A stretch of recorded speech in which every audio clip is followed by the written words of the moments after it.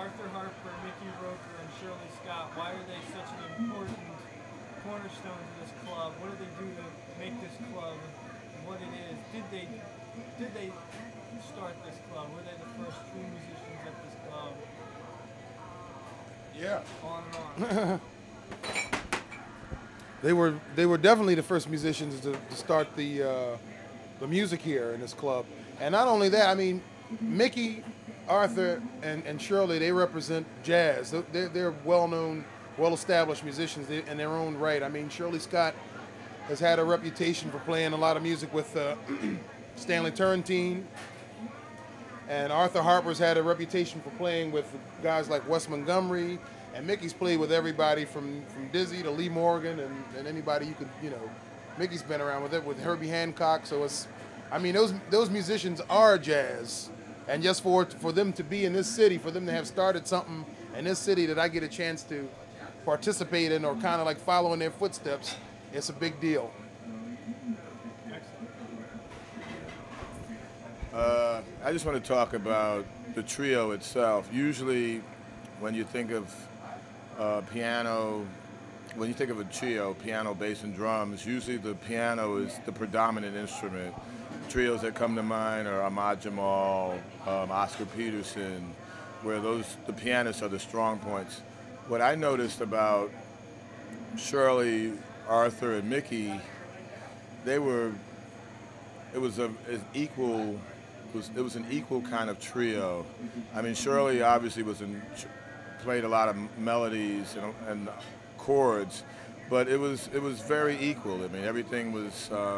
I don't know how to describe it. It was like, it seemed like Arthur and Mickey had as much freedom, you know, at all times during like the performance. Even though they would accompany, they definitely, you know, their personalities came through loud and clear.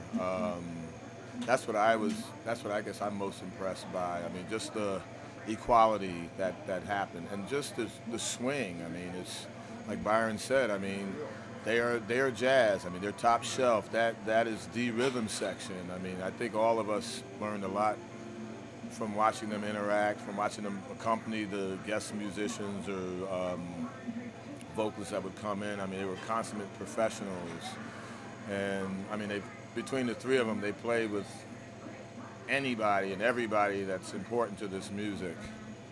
And I think one thing at some point that all three of us have had a chance to fill in for one of them in that musical situation. That's right. Like a Mickey may not have made it, and I may have played with Shirley and Arthur, or Arthur may not have made it, and Mike may have played with Mickey and Shirley, or Shirley may not have made it, and Sid may have played with Arthur and Mickey.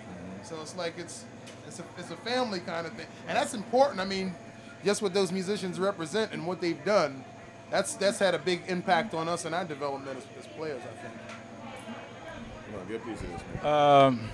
They pretty much covered everything that I was going to touch on, but I will say that they are definitely professionals, and because they were living here and were accessible to people like on a regular basis, you have a tendency to take them for granted, but they were the epitome of professionalism, like any other big name around New York City or anywhere else. And one amazing thing to me about Shirley Scott was that primarily her main instrument was organ, and I know for a fact that making the transition from an organ to a piano takes a major adjustment, and she did it so smoothly that you would never know that it needed to be an adjustment made from those two instruments. But she's just a pro like that. I don't know what else to say, you know. Right.